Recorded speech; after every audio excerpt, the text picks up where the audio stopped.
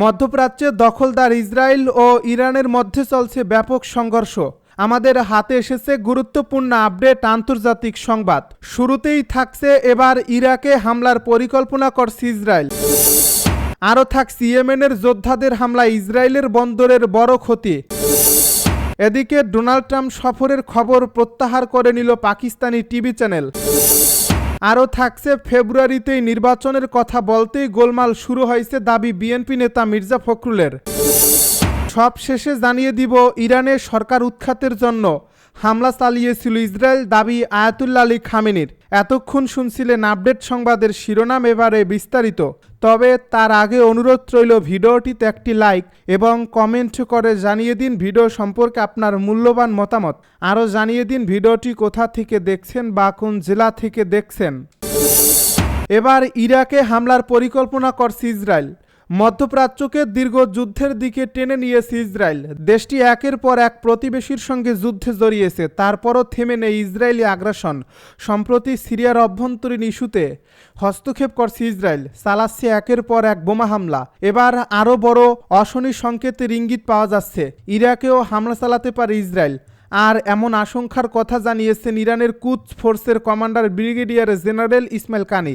মঙ্গলবার কয়েক ঘন্টার জন্য ইরাক সফরে যান তিনি। সেখানে তিনি ইরাকের শীর্ষ কর্মকর্তা, রাজনৈতিক নেতা ও তেহরান ঘনিষ্ঠ সশস্ত্র কমান্ডারদের সঙ্গে সাক্ষাৎ করেন। সেখানেই এমন সতর্কতা উচ্চারণ করেন তিনি। ইরানি কর্মকর্তাদেরও বিশ্বাস, ইরাকেও হামলা চালাতে পারে ইসরায়েল। সূত্র জানায়, কানি সতর্ক করে দিয়ে বলেছেন, ইসরায়েলের সম্ভাব্য এই হামলায় ইরাকের গুরুত্বপূর্ণ ব্যক্তি ও স্থাপনাকে টার্গেট হতে পারে। সম্প্রতি ইসরায়েলের সঙ্গে নতুন করে তিক্ততা দেখা দিয়েছে ইরাকের। দেশটির প্রধানমন্ত্রী মোহাম্মদ শিয়া আল সুদানি সম্প্রতি ইসরায়েলের করা সমালোচনা করেন। তিনি জানান, ইরানে হামলা চালাতে অনুমতি ছাড়া তাদের আকাশসীমা ব্যবহার করছে ইসরায়েল। এজন্য ইসরায়েলের বিরুদ্ধে জাতিসংঘে নালিশও দেয় বাগদাদ। ইয়েমেনের যোদ্ধাদের হামলায় ইসরায়েলের বন্দরের বড় ক্ষতি। বারবার বিমান হামলা চালিয়ে ইসরায়েল কোনোভাবেই ইয়েমেনের যোদ্ধাদের থামাতেই পারছে না, বরং প্রতিবারই ইসরায়েলের দ্বিগুণ আকারের শক্তি নিয়ে পাল্টা আঘাত হানছে হুতি বিদ্রোহীরা। সেই ধারা অব্যাহত থাকায় এবার আর্থিক ক্ষতিতে বড় বিপদের মুখে ইসরায়েলের গুরুত্বপূর্ণ একটি বন্দর। লোহিত সাগরের তীরে অবস্থিত ইসরায়েলের এইলাত বন্দর, কিন্তু ইয়েমেনের বিদ্রোহীদের ক্রমাগত হামলার কারণে এই বন্দরের আয় কমে গেছে। বাধ্য হয়ে রোববার থেকেই এই বন্দরের সব কার্যক্রম স্থগিতের ঘোষণা দেওয়া হয়েছে। ইসরায়েলের বাণিজ্য ও অর্থনীতি বিষয়ক সংবাদপত্র দ্য ক্যালকিলিস্টের বরাতে এমন খবর ছেপেছে মিডল ইস্টাই। ওই পত্রিকা জানায়, এইলাত পৌরসভা বন্দরের ব্যাংক হিসাব ফ্রিজ করছে। ট্যাক্স অনাদায়ে এমন ব্যবস্থা নিয়েছে এইলাত পৌরসভা। এর আগে বুধবার ইসরায়েলের শিপিং ও পোর্ট অথরিটি জানায়, চলমান সংঘাতের কারণে আর্থিক সংকট দেখা দিয়েছে।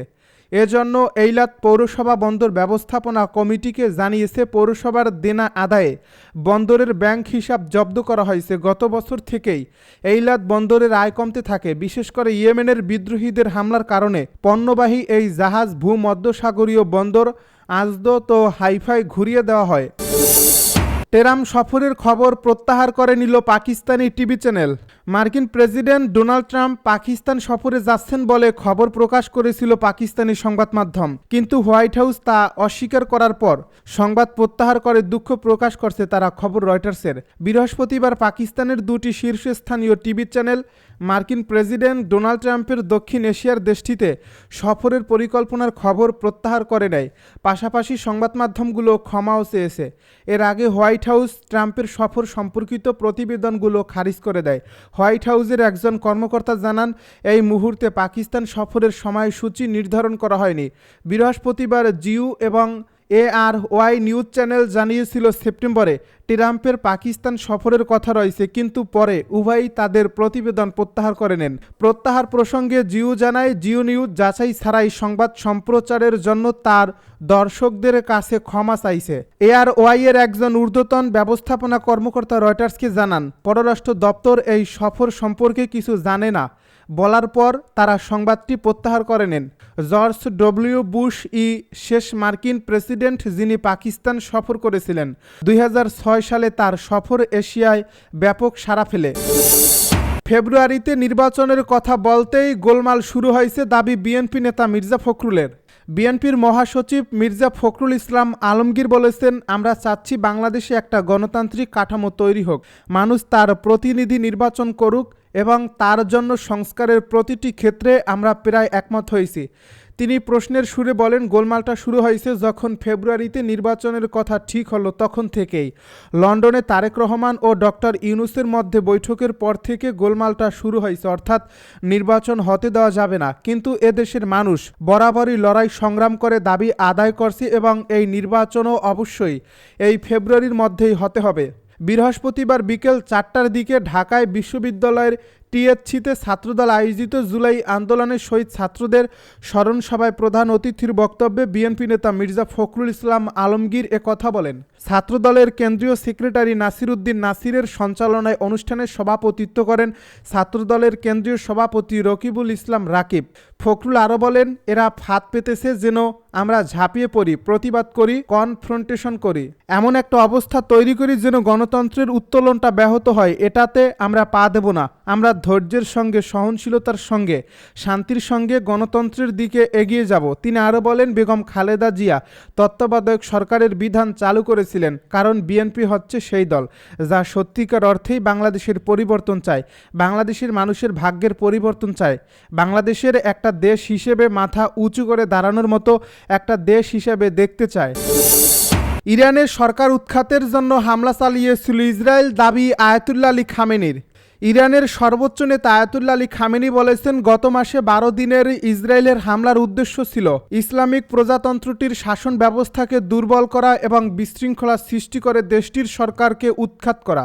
গত বুধবার বিচার বিভাগের কর্মকর্তাদের সঙ্গে বৈঠকে আয়াতুল্লাহ আলী খামেনি এ বিষয়ে বলেন, ইরানের গুরুত্বপূর্ণ ব্যক্তি ও সংবেদনশীল স্থাপনায় আঘাত হেনে শাসন ব্যবস্থাকে দুর্বল করাই ছিল আগ্রাসনকারীদের পরিকল্পনা। ওই বৈঠকের একটি ভিডিও আয়াতুল্লাহ আলী খামেনির ওয়েবসাইটে প্রকাশ করা হয়েছে। ভিডিওতে শোনা যায়, এ বক্তব্যে খামেনি বলেছেন, ইসরায়েলিদের এ পদক্ষেপের লক্ষ্য ছিল বিশৃঙ্খলা সৃষ্টি করা এবং জনগণকে রাস্তায় নামিয়ে এনে সরকারকে উৎখাত করা। গত 13 জুন ইরানে বোমা হামলা শুরু করে ইসরায়েলি বাহিনী, চলে টানা 12 দিন। এই হামলায় ইরানের কয়েকজন শীর্ষ সামরিক কমান্ডার ও পরমাণু বিজ্ঞানী নিহত হন। 24 জুন যুক্তরাষ্ট্রের মধ্যস্থতায় যুদ্ধবিরতি কার্যকর হয়। ইরান জানিয়েছে 12 দিন ধরে চলা এই হামলায় দেশটিতে হাজারেরও বেশি মানুষ নিহত হয়েছেন। আর ইসরায়েলি কর্তৃপক্ষ জানায়, ইরানের পাল্টা হামলায় দেশটিতে নিহত হন 28 জন। ইরানি ক্ষেপণাস্ত্রের ভয়েই যুদ্ধ বন্ধ করতে বাধ্য হয়েছে ইসরায়েল। ইরানের গোয়েন্দা বিষয়ক মন্ত্রী সাইদ ইসলাম খতিব বলেছেন, তেহরানের ক্ষেপণাস্ত্র হামলার কার্যকরিতার কারণে ইসরায়েলি সরকার যুদ্ধ বন্ধ করতে বাধ্য হয়েছে। শহীদ মেহেদি রব্বানী এবং গোলাম রেজা মেহরাবির স্মরণ অনুষ্ঠানে তিনি একথা বলেন খবর বার্তা সংস্থা মেহেরের। তিনি বলেন, আমাদের সশস্ত্র বাহিনীর কার্যকর ক্ষেপণাস্ত্র যেমন তাদের যুদ্ধ বন্ধ করতে বাধ্য করেছিল, তেমনি সমস্ত গোয়েন্দা ও নিরাপত্তা প্রতিষ্ঠানও চাপ প্রয়োগ করছে। সাম্প্রতিক দিনগুলোতে আপনারা দেখেছেন যে ইহুদিবাদী সরকারে গোয়েন্দা অনুপ্রবেশের বিরুদ্ধে লড়াই করার জন্য তাদের কিভাবে ন্যায্য পরিকল্পনা উপস্থাপন করতে হয়েছে। তিনি আরও বলেন, শত্রুরা যেসব বিদ্রোহের পরিকল্পনা করেছিল অথবা যাকে তারা ইসলামী প্রজাতন্ত্রের সমাপ্তি বলে অভিহিত করেছিল, তা সত্ত্বেও আমরা 12 দিনের যুদ্ধের সময় ইরানের সম্পূর্ণ অভ্যন্তরীণ নিরাপত্তা প্রত্যক্ষ করছি। ড্রোন এবং এমএভি ইস্যু সম্পর্কে খতিব বলেন, এই বিষয়গুলো সামরিক অবস্থার সাথে সম্পর্কিত এবং বিমান প্রতিরক্ষা কৌশলের উপর নির্ভর করে। দেশের সশস্ত্র বাহিনী এবং বিমান প্রতিরক্ষা বাহিনী তাদের মোকাবেলা করার জন্য সর্বাত্মক প্রচেষ্টা চালাবে। গত 13 জুন ইরানের পারমাণবিক ও সামরিক স্থাপনা লক্ষ্য করে হামলা শুরু করে ইসরায়েল। 12 দিনের এই আগ্রাসনে ইসরায়েলকে সমর্থন জানিয়ে গত 22 জুন যুক্তরাষ্ট্র ইরানের নাতাঞ্জ, ফোর্দো এবং ইস্পাহানে 3টি পারমাণবিক স্থাপনায় সামরিক আক্রমণ